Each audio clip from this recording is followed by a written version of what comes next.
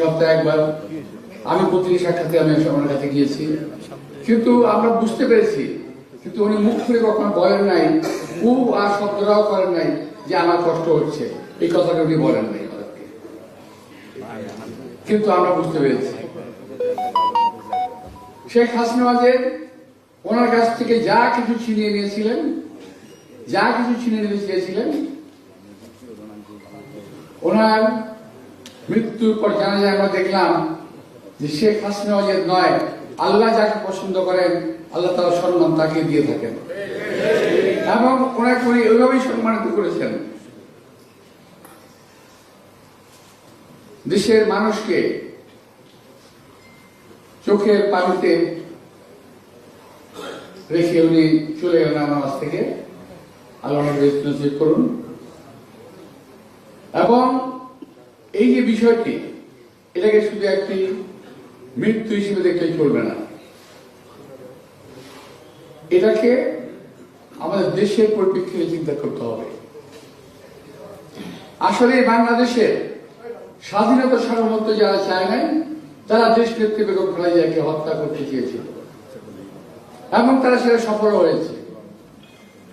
আমি দৃঢ়ভাবে এখনো বিশ্বাস করতে চাই এবং বিশ্বাস করি যে ওনাকে সুপরিকল্পিত ভাবে স্লো পয়জনিং এর মাধ্যমে বিনা চিকিৎসায় ওনাকে হত্যা করা হয়েছে। সময় আসবে ইনশাআল্লাহ এটাকে আমরা খুঁজে বের করব এবং এর পিছনে আওয়ামী লীগ এবং আওয়ামী লীগের দোসরদের, আওয়ামী লীগ এবং আওয়ামী লীগের সঙ্গে যাদের সম্পৃক্ত দেশে এবং বিদেশে, দেশের বাইরে কিংবা আমাদের প্রতিবেশী কেউ থাকতে পারে, এতেও কোনো ভুল নাই। আমরা অনেক চেষ্টা করেছি বিভিন্ন ভাবনাকে মুক্ত করার জন্য, আমরা চেষ্টা করেছি ওনাকে জেল থেকে বের করে এনে বাইরে চিকিৎসা করার জন্য, কিন্তু তারা সেটা করতে দেয় নাই। এমনকি আমার কথা বলেছে 80 বছর হয়ে গেছে, বাঁচার দরকার কি, এই শুধু মরে না তো, এই কথা বললো হাসিনা। আজকে দেখেন যে নেত্রী বলেছিল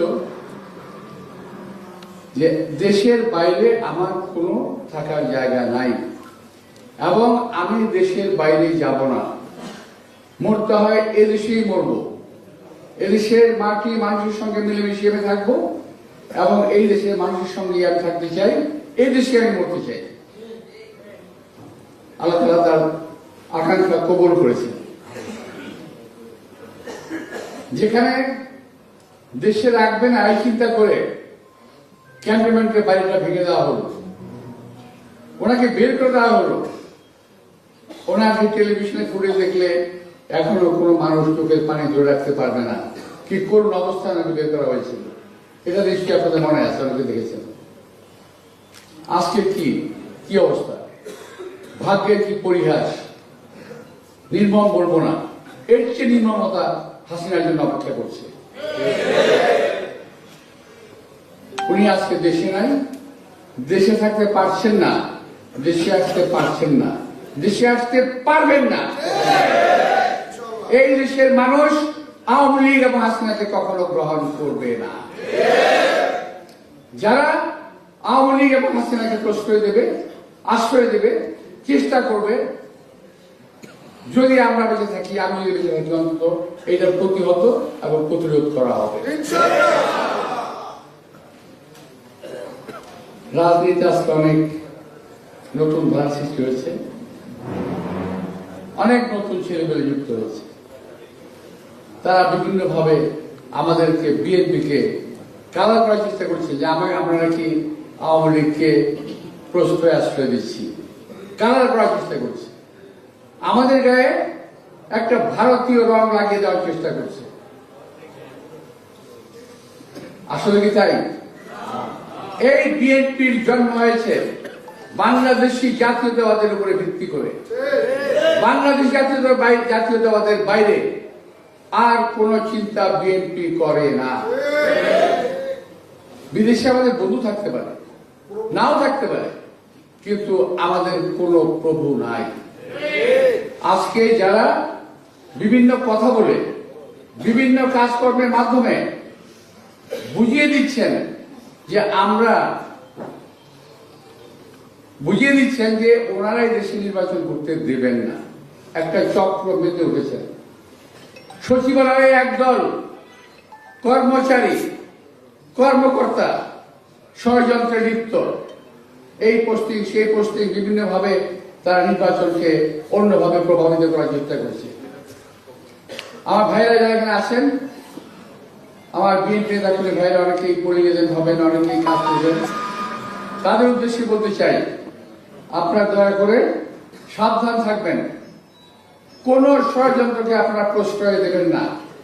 যেখানে ষড়যন্ত্র হবে সেখানে প্রতিরোধ হবে, যেখানে ষড়যন্ত্র হবে সেখানে প্রতিহত করা হবে।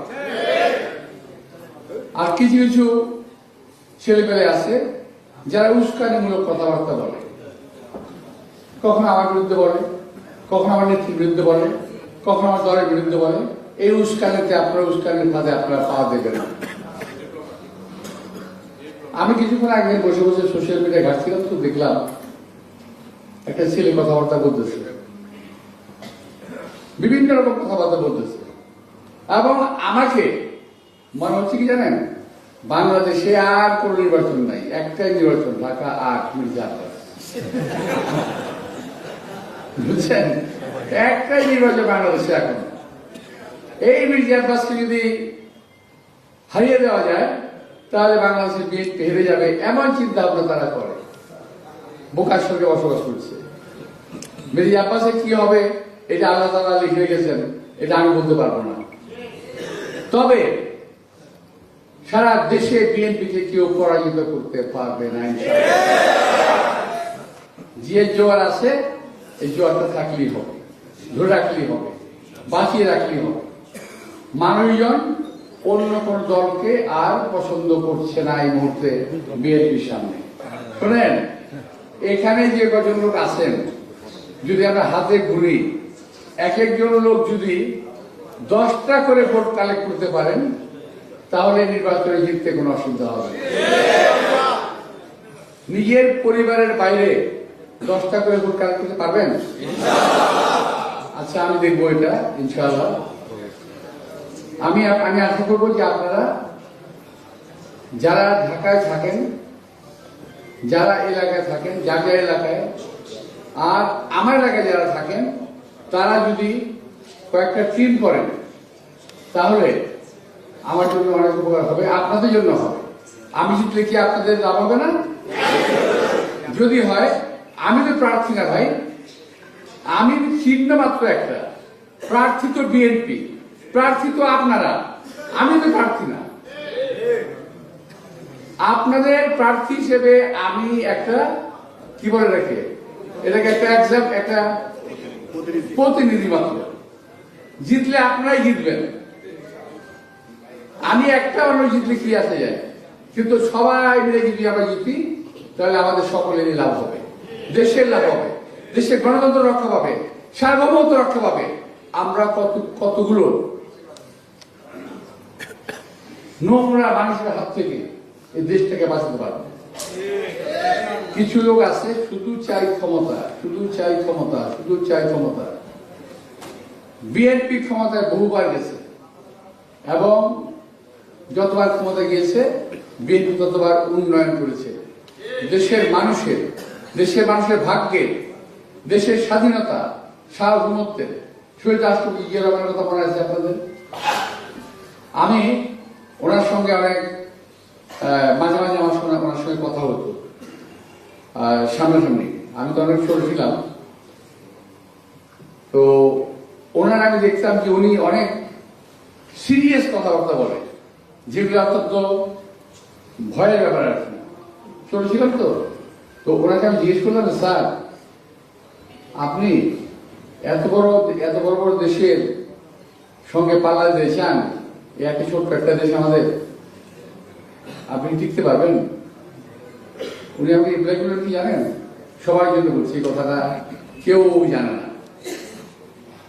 উনি রিপ্লাই করলেন, দেখো তোমার মুখের মধ্যে দাঁত কটা?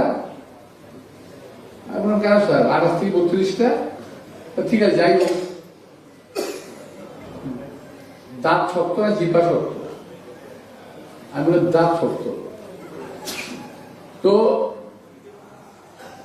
দাঁতের ভয় কি জিহ্বা তার কাজ বন্ধ রাখে? দাঁতের ভয়ে জিহ্বা তার কাজ বন্ধ রাখে না, সে তার কাজ করে যায়, কথা বলে, খাইতে হেল্প করে, খায়, সবকিছু করে। হ্যাঁ, মাঝে মাঝে টুকটাক কামড় তো লাগেই, ঠিক আছে, এটা আবার এটা প্রতিরোধ হয়ে যায়। তো ঠিক এই কথাটা বলেছিলেন, আমাকে বলেছিলেন, সম্ভবত সামনে কয়েকজন সাংবাদিক ছিল, আমার যদি ভুল না হয়। তো এই ধরনের ছোট ছোট অনেক এক্সাম্পল ওরা দিয়েছিলেন। তো এই জন্যই ওনাকে আমাদের আশেপাশের দেশগুলো ওনাকে বাঁচতে দিল না। যদি শহীদ রাষ্ট্রপতি জিয়া রহমান বেঁচে থাকতেন, আমাদের দেশের অবস্থা এখন যে আছে রাজনৈতিক, অনেক অনেক অনেক উন্নত হতো। অনেকে সিঙ্গাপুরের সঙ্গে তুলনা করেন, বাংলাদেশের সিঙ্গাপুর হয়ে যাবে। আরে ভাই, বহু আগে সিঙ্গাপুর হয়ে যাবে। শহীদ রাষ্ট্রপতি জিয়া রহমান থাকা অবস্থায় এই দেশ সম্পর্কে এই সারা বিশ্বের মানুষ আশাবাদী হয়েছিল যে একটা নতুন দেশ উঠে আসছে সামনে, ইমার্জিং টাইগার হিসেবে উঠে আসছে, এই কথাটা আসছিল। প্রিয় ভাইরা, আজকে দেশনেত্রী বেগম খালেদা জিয়ার দোয়া মাহফিল, পাশাপাশি একই সময়ে আমাদের নির্বাচন। এই জন্য আমি নির্বাচন নিয়ে কয়েকটা কথা বললাম। আমাদের প্রতিপক্ষ যে ভাইরা আছেন, আপনাদের উদ্দেশ্যে বলি, দেখেন, আপনারা কথাবার্তা বলেন, নির্বাচন করেন, আপনাদেরকে আমি স্বাগত জানাই।